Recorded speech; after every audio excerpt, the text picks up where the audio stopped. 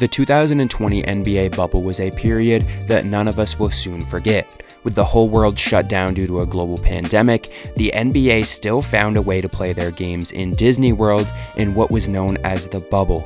Many have different opinions on the bubble, with some not counting it in their version of NBA's history, but there was one player who decided to play their best basketball in their career over 10 games and will go down in history as the bubble MVP, this player, of course, being TJ Warren. The Phoenix Suns drafted TJ Warren with the 14th pick in the 2014 draft after going to NC State and would develop into a great role player for the Suns. Over his 5 seasons with the Suns, he was able to average 14 points per game and up to 19.6 at one point. TJ Warren has always been a scorer, and that's why he was picked by the Suns that high. Warren averaged nearly 25 points in his sophomore year of college before entering the draft, while shooting 52% from the field. He was a known bucket getter and proved that he could get buckets in the NBA, making him a great role player for the Suns. Despite signing a contract after his rookie deal, he would get traded to the Pacers in the 2019 offseason, where he would have the chance to break out later in the season. Warren had a good start to the season, putting up 14 points per game and filling his scoring role pretty well before everything in his career was going to change. In the fourth, and Clyde, we're just getting the word in our headphones from our producer Spencer Julian. The NBA has decided to suspend game play following the conclusion of tonight's games. The NBA will resume the season at Disney World in Orlando, Florida. For players on the 22 invited teams, life as they know it is about, well, let's just say it's going to be a little different. The COVID-19 pandemic would change the landscape of basketball forever, with it being played in an empty gym to end the 2019-2020 season. Only 22 teams were invited to play in the bubble, with teams who were eliminated in the playoff race being sent home after. The rules of the bubble said no contact from the outside coming in, and for all NBA players, they would essentially be locked in Disney World in Orlando. When asked about Orlando even to this day, LeBron says he gets PTSD. Go to you guys understand? Anytime I hear Orlando right now, I get PTSD. I was in a bubble so for 95. Orlando has no chance in free agency? They have no chance. The NBA tried their best to make the players feel at home, but there was really no way to make this experience normal for them. Being away from their families throughout this time period and being locked in a hotel room by themselves, basically, and then going to have to play basketball, there was no way for them to make this a normal experience. They put a group of the best basketball players in the world at a theme park and told them to play basketball in front of no fans. It felt like these games were the highest level of pickup games, and it almost felt like watching these games we were intruding on something.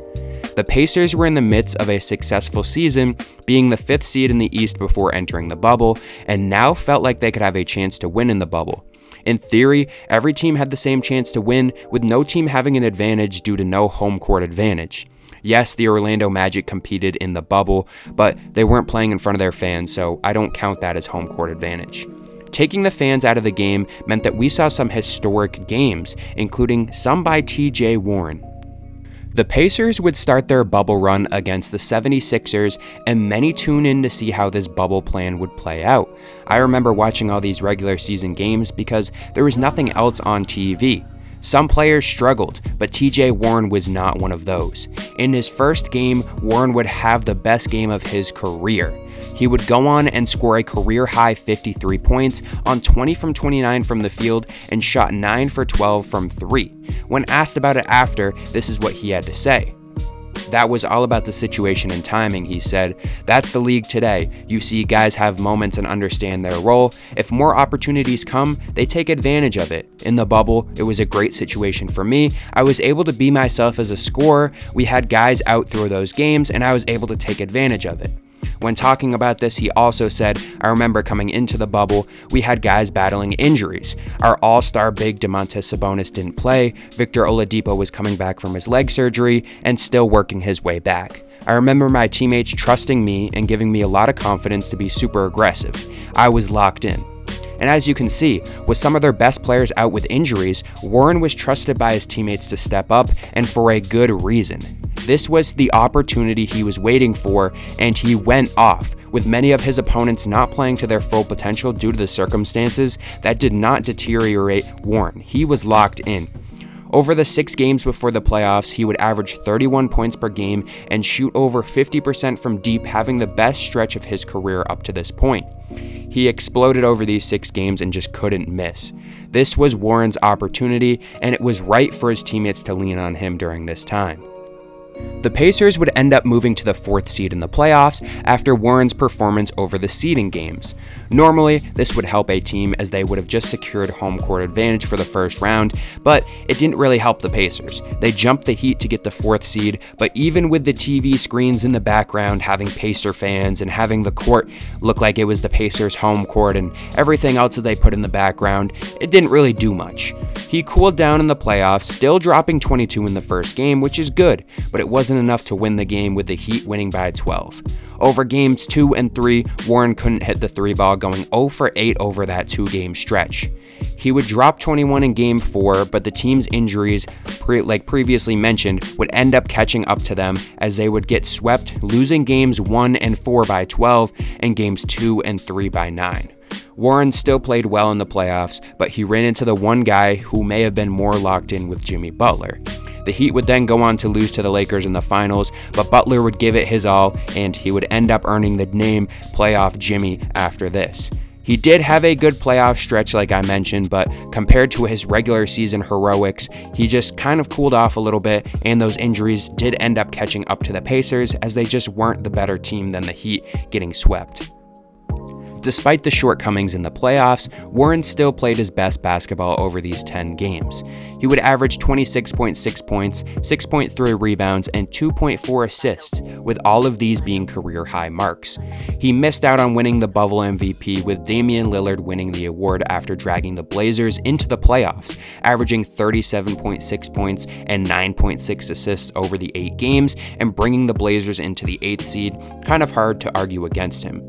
He would still make it onto the NBA Bubble's first team, joining the likes of Lillard, James Harden, Devin Booker, and Luka Doncic. I remember during this time, Devin Booker brought the Suns to an 8-0 record in those games before the playoffs, bringing them into the playoffs. Luka Doncic having fantastic moments throughout this time too, hitting a big step back against the Clippers in a playoff game. A lot of these young players really showed out over this time. Warren had asserted himself with the best in the league during this time, but he would never return back to this form.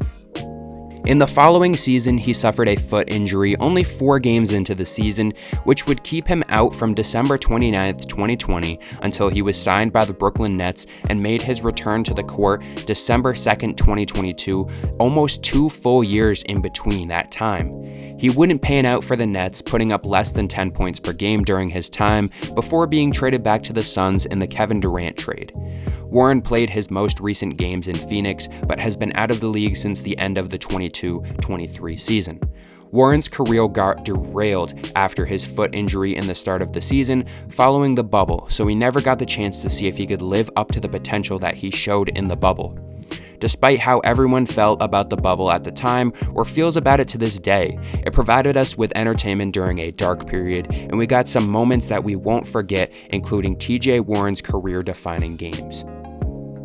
Let me know down below how you guys feel about TJ Warren's bubble run. It was definitely something historic, and I remember watching that first game and seeing TJ Warren drop 50 points on my favorite team, the Sixers, so a very interesting time in NBA history. Like I said, it was essentially just some pickup games, so it was very interesting to see which players ended up showing out. Let me know down below what you guys think of this video. Make sure to like and subscribe if you haven't already, and I will see you guys in this video up here talking about one of the biggest busts in NBA history in Hasheem Thabeet, so I'll see you in that one.